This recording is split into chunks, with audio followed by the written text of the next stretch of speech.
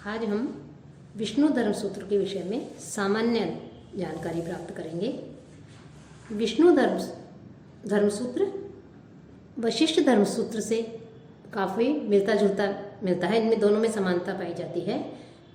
इसमें जो छंद मिलते हैं, जो पद्य मिलते हैं, वो पर्याप्त मात्रा में मिलती है। इसकी शैली अत्यधिक सरल है और इसमें जो व्याकरण है वो नियम सम्मत है।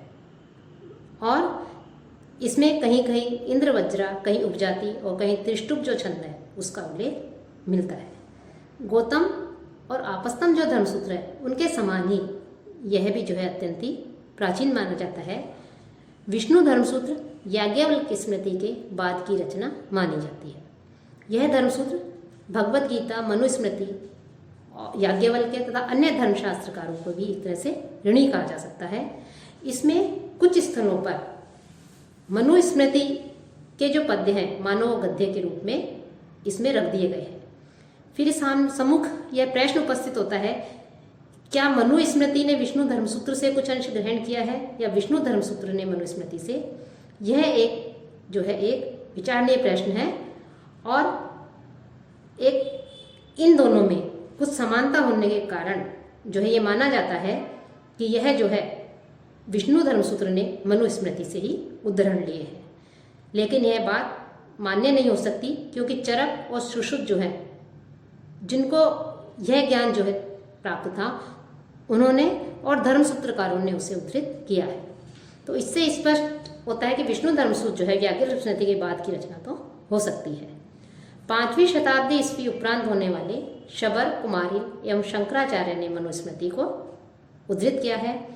याज्ञवल्क्य का जो भाष्य है उसमें विश्वरूप ने 9वीं शताब्दी के प्रथमार्ध में किया। विश्वरूप ने गौतम, आपस्तम, बोधायन, वशिष्ठ, शंख और जो हारित है उनसे अनेक उद्धरण लिए हैं। लेकिन विष्णु धर्मसूत्र का एक भी उद्धरण उनकी टीका में हमें प्राप्त नहीं होता।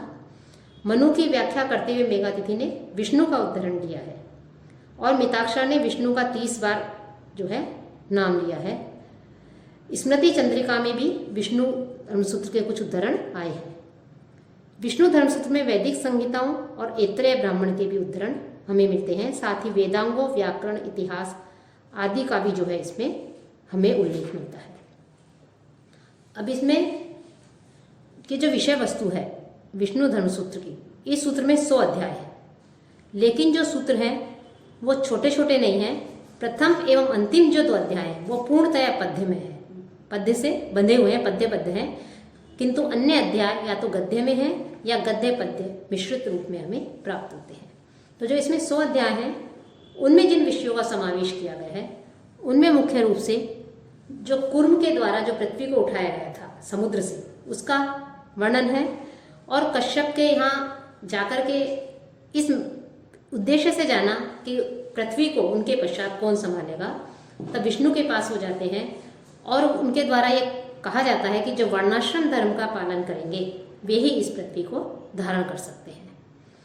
तो उस पर पृथ्वी ने परम देवता जो है उनको अपने कर्तव्य आदि बताने के लिए, उनके कर्तव्य बताने के लिए प्रेरित किया। तो इसके पश्चात इसमें चारों वर्णों के क्या कर्तव्य हैं, क्या धर्म है, राजधर्म, अपराध जो है उसके क्या दंड दिए जाएं, ऋणादान के विषय में जो प्रमाण है, लेख 3 प्रकार के जो लेख प्रमाण माने गए हैं उनका वर्णन है। साक्षी, दिव्य अर्थात परीक्षा का भी वर्णन है, जिसके अंतर्गत तुला, अग्नि, जल, विष, पूत जल इसको नामक जो दिव्य हैं उनका इसमें वर्णन किया गया है। 12 प्रकार के पुत्रों के साथ साथ वसीयत जो है उसका निषेध इसमें किया गया, उसका वर्णन है। पुत्र की प्रशंसा की गई है। मिश्रित विवाह से उत्पन्न पुत्र और मिश्रित जातियों का वर्णन है। वसीयत के नियम है, संयुक्त परिवार और पुत्रहीन होने पर उसकी वसीयत किसे मिलनी चाहिए इसका उल्लेख है। स्त्री धन का भी इसमें हमें वर्णन मिलता है। साथ ही जो चारों युग हैं वो चारों युगों, मनवंतर, कल्प, महाकल्प की अवधि का भी इसमें उल्लेख मिलता है। साथ ही श्राद्ध, सैपिंडीकरण, सपिंडों के लिए आशोच की क्या अवधि है, आशोच व्यवस्था, आशोच के नियम और इनके साथ साथ जो अन्य पदार्थ है अपने शरीर की और अन्य पदार्थों के किस प्रकार से पवित्रीकरण किया जाए इसका उल्लेख है। विवाह व्यवस्था के अंतर्गत विवाह के प्रकार, अंतर्विवाह इसका वर्णन है। संस्कार का वर्णन है, गर्भाधान आदि का। ब्रह्मचारी के क्या नियम है, यह लगभग सभी धर्मसूत्रों का जो है विषय भी इसमें, इसके जो विषय हैं वो अन्य धर्मसूत्रों में भी हमें मिलते हैं। कि जैसे ब्रह्मचारी के क्या विषय हैं, आचार्य की स्तुति, वेदाध्ययन का क्या समय है, पिता माता आचार्य इनमें से किसको अधिक महत्व दिया जाए, कौन श्रद्धास्पद है, सबसे अधिकतम, इसका वर्णन है। सत्कार पाने वाले कौन है। साथ ही जो पाप बताए गए हैं, पाप के 3 कारण बताए गए हैं इसमें कि काम विकार, क्रोध एवं लोभ, ये 3 पाप के कारण होते हैं। साथ ही अति पातक जो है उनके प्रकार, पंच महापातक, महापातक, उपपातक और कतिपय जो उपपातक है, कुछ हल्के जो छोटे जो पाप हैं उनका वर्णन के साथ साथ 21 प्रकार के नरक का उल्लेख करते हुए दुष्ट जो प्रकृति के जो व्यक्ति हैं, जो पापी हैं, उनके लिए नरक कष्ट की अवधि क्या होगी उसका इसमें वर्णन है। और कृच्छ, शांतपन, चांद्रायन, प्रसूति यावक आदि व्रतों का इसमें उल्लेख किया गया है।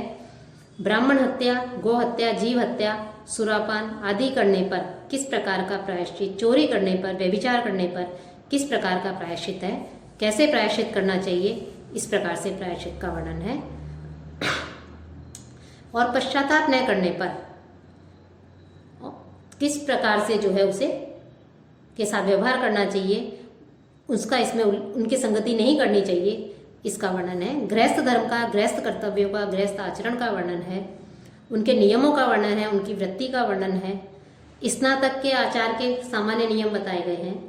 साथ ही इसमें जो संयम है उसका मूल्य भी इसमें हमें विवेचन मिलता है।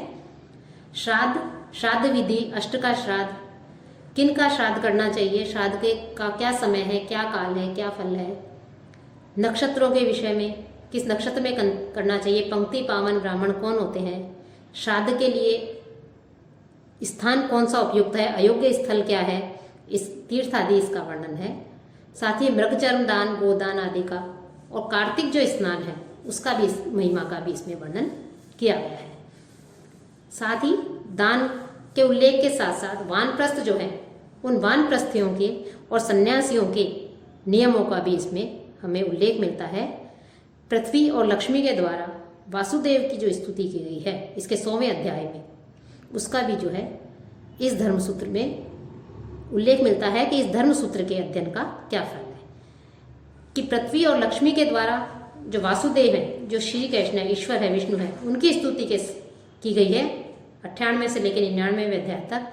और 100वें अध्याय में भी इस धर्मसूत्र के अध्ययन करने से क्या फल मिलता है, क्या जो है उसका फल होता है, इसका इसमें उल्लेख किया गया है। तो इस प्रकार से ये जो विष्णु धर्मसूत्र है, यह धर्मसूत्र भी धर्मशास्त्र, इसमें धर्मशास्त्र संबंधी जो नियम हैं, आचार विचार हैं, जो अन्य धर्मसूत्रों में मिलते हैं, उन विषयों का ही जो है इसमें हमें वर्णन प्राप्त होता है।